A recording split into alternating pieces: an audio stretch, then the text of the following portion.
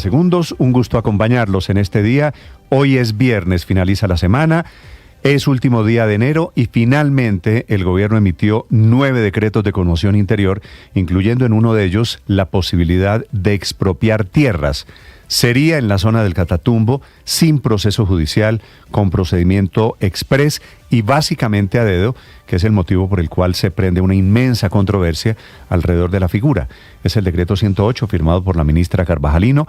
En el artículo 4 habla de expropiación administrativa para que esas tierras en norte de Santander puedan regresar a desplazados y a firmantes del acuerdo de paz.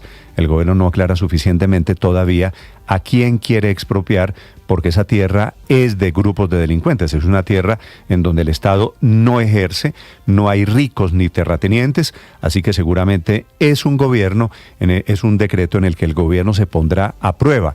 Las tierras expropiadas deberían ser seguramente de los muchos grupos delincuenciales, Clan del Golfo, ELN, disidentes de las FARC, que efectivamente son los que mandan o los que mandaban allí en la frontera con Venezuela.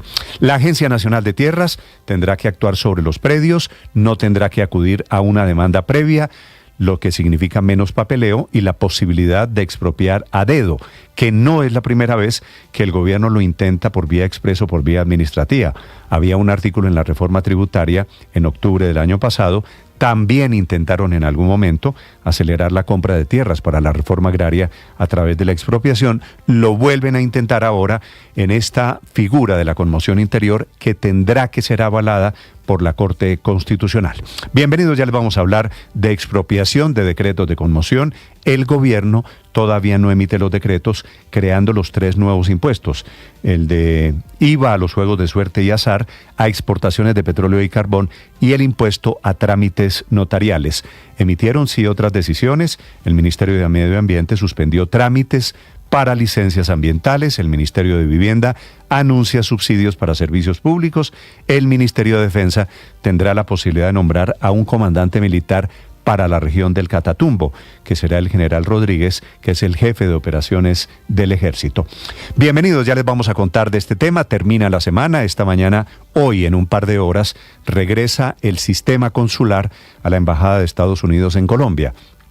Se reabre la expedición de visas que estuvo cancelada esta semana por cuenta de la increíble crisis de Colombia con Estados Unidos. A propósito de lo cual, hay una inusual, casi insólita declaración del canciller norteamericano, el secretario de Estado Marco Rubio, que es la mano derecha del presidente Trump para asuntos de América Latina, que está casado con colombiana, metiéndose en la política, insultando al presidente Gustavo Petro, diciéndole que es un tipo profundamente impopular en Colombia y que perdería las elecciones porque aquí nadie le gusta el presidente, que la verdad hay que decirlo, no está bien, es inaceptable que el secretario de Estado se refiera en estos términos al presidente de la República. Si hubiese unas elecciones, en la tesis de Marco Rubio, las perdería el presidente Petro, que es algo que podemos, discutir en Colombia, hablar en Colombia, que debería ser tema vedado para un canciller de otro país. Misma declaración en la que el señor Rubio, el secretario de Estado,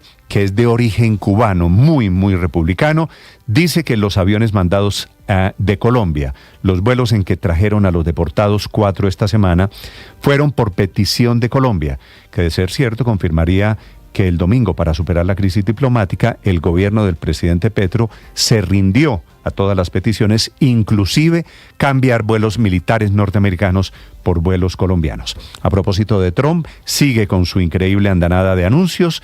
Anuncia aranceles a partir de mañana, que es 1 de febrero, para productos de México y de Canadá. Le quitó todo el apoyo económico a las ONG que ayudan y que atienden a migrantes en Estados Unidos y ha reiterado que va a habilitar la base de Guantánamo en Cuba para llevar a esos migrantes a quienes Trump considera que son delincuentes. La buena noticia para nosotros en Colombia es la normalización del servicio de visado. La mala noticia es que como Trump congeló la ayuda de cooperación internacional por 90 días, hay desde hoy 22 helicópteros de la policía Black Hawk que tendrán que quedarse en tierra porque son de Estados Unidos, no se podrán volar hasta que los autorice el Departamento de Estado.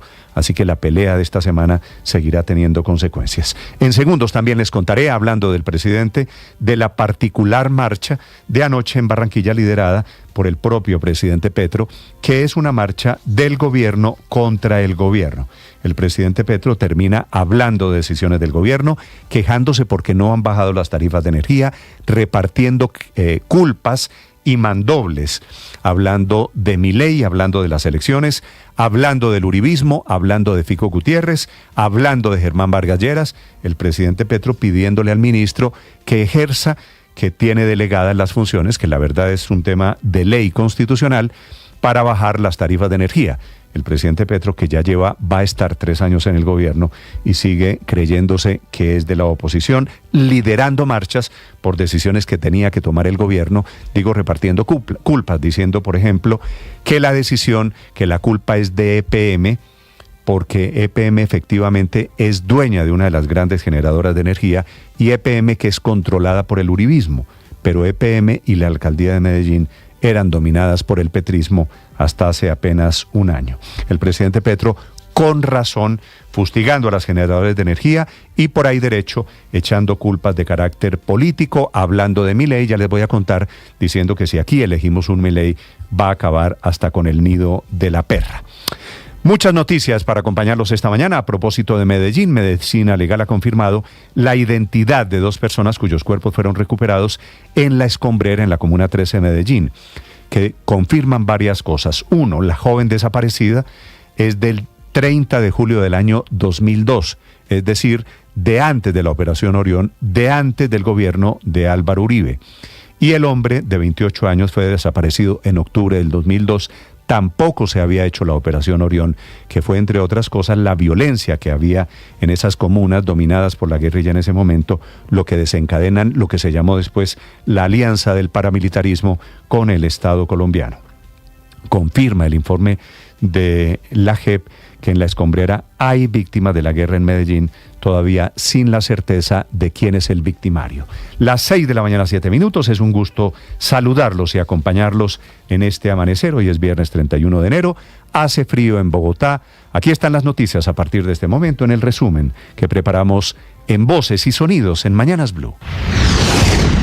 Con contundencia afirmo que mi propuesta de transformación para este país no se fundamenta ni incluye ningún tipo de expropiación. Así se expresaba el presidente Gustavo Petro en el año 2022, en plena recta final de su campaña presidencial, cuando se comprometió públicamente a que si llegaba al gobierno no se iba a expropiar. Más de 2 años y medio después, el presidente Gustavo Petro traicionó su compromiso con los colombianos al emitir la expropiación administrativa a través del decreto de conmoción interior por la situación de orden público en el Catatumbo. Así lo explicó la ministra de Agricultura, Marta Carvajalino. Hemos adoptado una medida. Esa medida permite la expropiación por vía administrativa de los procesos que están en curso de adquisición directa. El retorno tiene que garantizar que en los 90 días de la conmoción interior garanticemos a los reincorporados a la vida civil y a las víctimas de desplazamiento forzado la adquisición y puesta en disposición inmediata de los predios que aseguren el retorno seguro. La senadora María Fernanda Cabal. El decreto que acaba de expedir el gobierno comunista de Gustavo Petro, violando la propiedad privada, estableciendo la expropiación expresa, es abiertamente inconstitucional.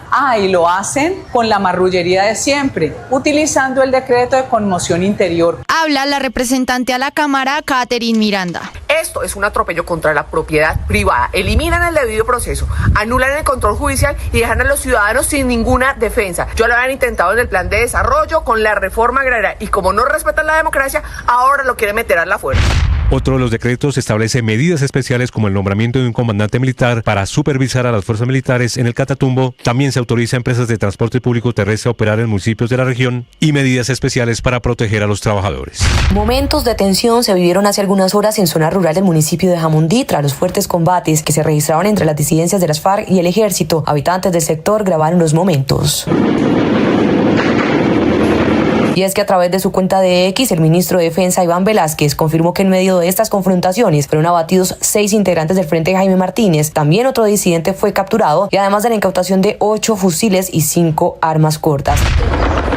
No cesan los ataques terroristas en el suroccidente del país. En el Plateado Cauca, las disidencias de las FARC atacaron con drones cargados con explosivos al ejército y la policía. Uno de los drones explotó en el parque principal, acabando con la vida de 2 civiles. Antonio Ausecha, asesor de paz del Cauca. Desde la gobernación del Cauca y de la oficina de paz, lamentamos lo que está sucediendo en este momento en el corregimiento del Plateado. El Ejército Nacional está siendo objeto de un ataque cruento por parte de la columna Carlos Patiño.